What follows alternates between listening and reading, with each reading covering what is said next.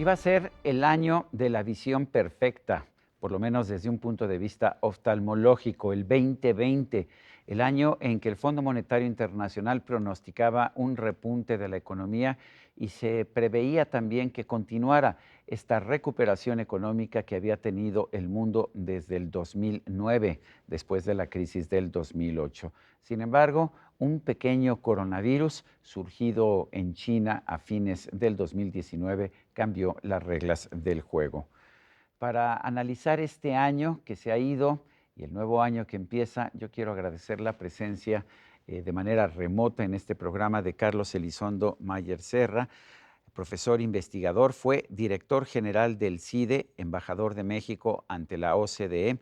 Actualmente es profesor e investigador de la Escuela de Gobierno y Transformación Pública del TEC de Monterrey. Carlos Elizondo, siempre es un gusto platicar contigo. ¿Cómo estás? Muy bien, Sergio, gracias por la invitación. Igualmente un placer estar contigo y con tu público. Bueno, en primer lugar, nadie se esperaba que el 2020 iba a tener un desplome tan dramático como el que hemos visto, la peor pandemia, por lo menos pulmonar, desde 1918, la peor crisis económica, por lo menos desde 1932. ¿Cuáles son las lecciones que podríamos sacar de este año? Así es, Sergio, nadie se lo previó. Sabíamos que había un riesgo de este tipo. La OMS lo había advertido ya muchas veces. Los países mejor preparados que habían construido una serie de mecanismos para frenar la entrada del virus, para accionar rápido, no están viviendo este tipo de caída. Si uno se dio una vuelta por Taiwán, Corea, hasta la propia China, pues tienen crecimientos positivos, tasas de mortandad bajísimas.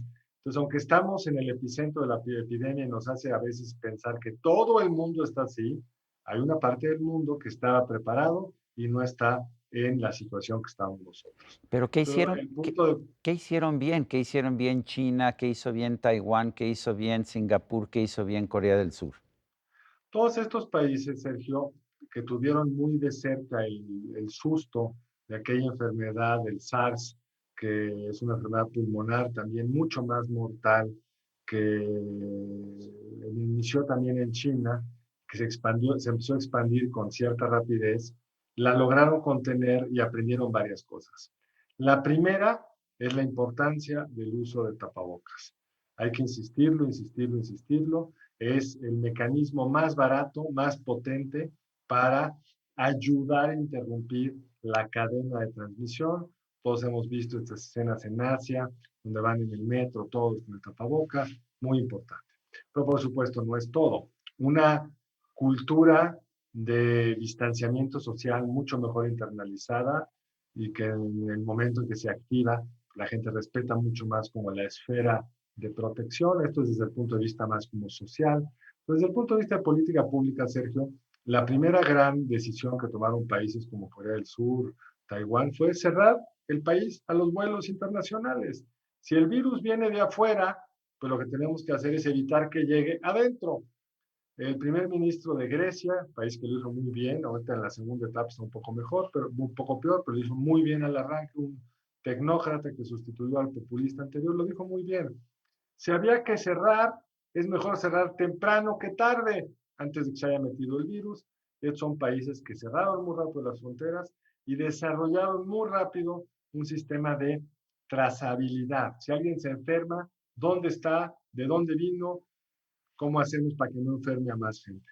Contra lo que se piensa, un país como Taiwán casi no tuvo confinamiento, cerrando las fronteras y dándole seguimiento a los enfermos, tuvieron. Y tercero, pues un sistema de salud que no esté obsesionado por tener camas, sino por atender rápido a la gente. Y entonces los atiendes rápido, los aíslas pronto, no los mandas de regreso a la casa. Aquí muchos de los contagios se dieron. El paciente iba al hospital, se sentía mal, y decía, no, está usted suficientemente grave. De regreso a su casa, en la casa enfermaba toda la familia y cuando llegaba al hospital ya estaba muy grave y se moría o tenía una gran probabilidad de morirse. Yo creo, Sergio, que son los tres principales razones. En México vimos una forma distinta de enfrentar la pandemia. El presidente de la República, Andrés Manuel López Obrador, dijo que fuimos un modelo para el mundo. Lo dijo no una ni dos, sino varias veces. ¿Fuimos un modelo para el mundo? En su mundo somos un modelo, pero su mundo es una gran estrategia, digamos, publicitaria permanente, donde yo no sé si se crea este tipo de afirmaciones, pero rebota bien en aquella parte del electorado que le cree, lo sigue y que con este tipo de afirmaciones pues va construyendo una narrativa que ha sido muy eficaz. Por supuesto no lo fuimos, Sergio, y vamos a utilizar los dos indicadores más importantes. Uno podría decir un poco cínicamente, bueno, ni modo, que se contagie el país, pero por lo menos no cerramos la economía, protegemos las fuentes de empleo, o al revés, paremos completamente la economía, que no se mueva nada y salvemos las vidas. Esta disyuntiva es teórica. En la práctica lo que vemos es los países que enfrentaron bien la pandemia tienen mucho menos enfermos, mucho menos muertos y mucho menos daño económico. ¿Por qué podemos decir que México no es ejemplo del mundo? Pues la primera gran razón es que somos de los países con más muertos. Depende del momento del año, pero hemos sido en los últimos semestres el tercero o cuarto país con más muertos de todo el planeta Tierra. Y eso, Sergio, que no los contamos muy bien. Las propias autoridades señalan que habrá por lo menos un número 2, 2.3 veces más muertos por COVID de los que están reportados en este ejercicio de información que se hace todos los días, donde se reportan los muertos del día anterior. Segundo, pues cuánto decreció tu economía. Y México es de los países cuya economía más ha decrecido, está en los, no está hasta abajo, pero está entre los que más abajo está. Y también, Sergio, ¿cuánto va a crecer la economía el año entrante? Por supuesto, la economía está rebotando, pero la pregunta es cuándo regresamos a los niveles previos a la caída de la pandemia. Y en el caso mexicano, eso no se ve que vaya a suceder en varios años. El presidente López Obrador dice que somos un ejemplo para el mundo porque en vez de rescatar empresas, hemos mantenido los programas sociales dando dinero directamente a la gente. ¿Qué opinas? Todos los países tienen programas sociales que han mantenido. Ninguno ha dicho, bueno, ya no voy a hacer programas sociales. Pues eso no es ninguna novedad. Qué bueno que los pudo sostener el presidente López Obrador en su austeridad presupuestal, pero eso no es nada nuevo. Lo que han hecho muchos países es tener nuevos programas sociales, porque uno de los problemas por los cuales fue muy difícil en la etapa del confinamiento evitar que se moviera realmente el virus es que muchos mexicanos tienen que trabajar, no son adultos mayores, no son becarios del sistema educativo, no tienen algún problema de discapacidad, entonces no tienen apoyo alguno. En muchos países se les dio un ingreso, a veces universal, pero un ingreso mínimo a una serie de pobladores para que pudieran sobrevivir la pandemia y pudieran además confinarse. Nosotros no hicimos eso. Entonces, para mí eso no es orgullo. Sí es cierto que al no haber hecho esto, pues vamos a tener menos deuda hacia adelante y yo creo que eso es una fortaleza importante de México de cara al 21. Lo de rescatar empresas, la verdad es que en un shock exógeno, como se le dice, algo que viene de afuera, que pega a todos por igual, muchos países no es que rescataran empresas, sino les dieron apoyos para que no se muriera la capacidad productiva y se puede dar de muchas formas y muchos no requieren subsidios. Yo te doy un préstamo, pero si tú no me lo pagas, me das un porcentaje de las acciones, por ejemplo, son programas que hemos visto en otros países del mundo. Tú, si no despides gente, yo apoyo a la empresa, con lo cual apoyas el empleo. ¿Y por qué es importante esto, Sergio?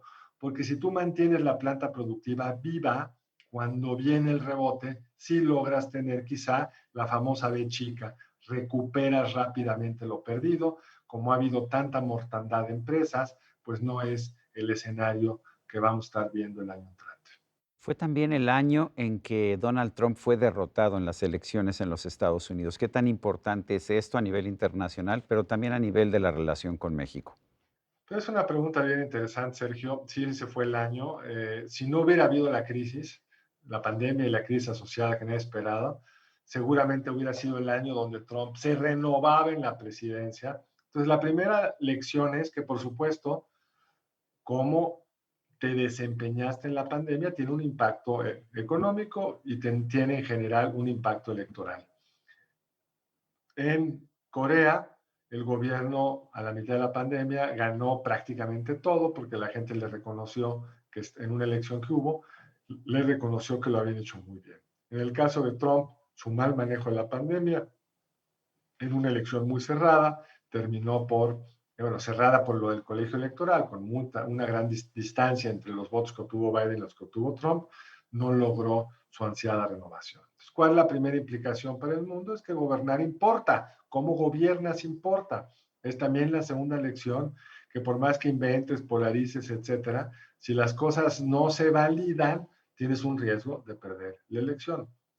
Lo segundo, por supuesto, es que el estilo de relación con el mundo de Trump, que era imponerse por la vía de la fuerza, o tratar de imponerse por la vía de la fuerza, no utilizar los mecanismos multilaterales que Estados Unidos construyó después de la Segunda Guerra Mundial, pues causaron una serie de trastornos en la relación entre Estados Unidos y en el mundo.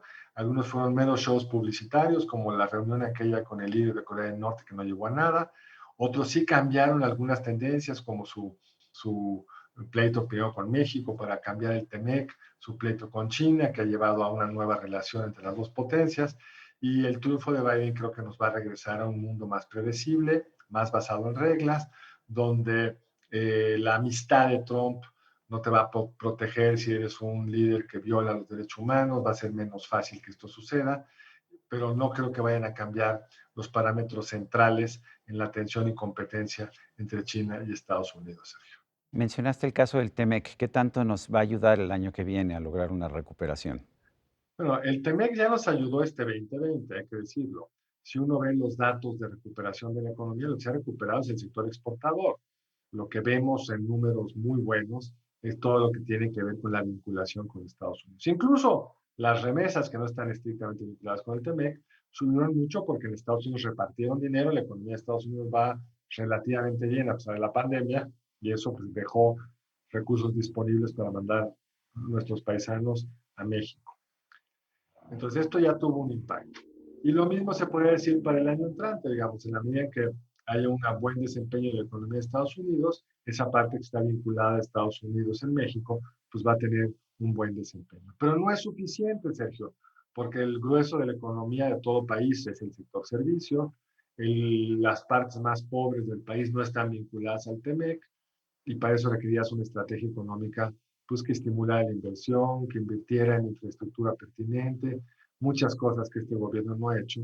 Y por eso, aunque la economía vinculada al TEMEC va bien, podría ir mucho mejor y la economía en general va mal. La inversión privada, que es el gran motor de la economía, se empezó a caer desde que cancelaron el aeropuerto de Texcoco y esa pues, es la razón por la cual empezamos el 21 en un piso tan bajo. ¿Será 2021 un año también decepcionante? Pues mira, comparado con el 20, supongo que va a ser mejor, pero ojo, hay aquí todavía una gran incertidumbre, que es de qué forma van a poder los países, y México en particular, desplegar la vacuna.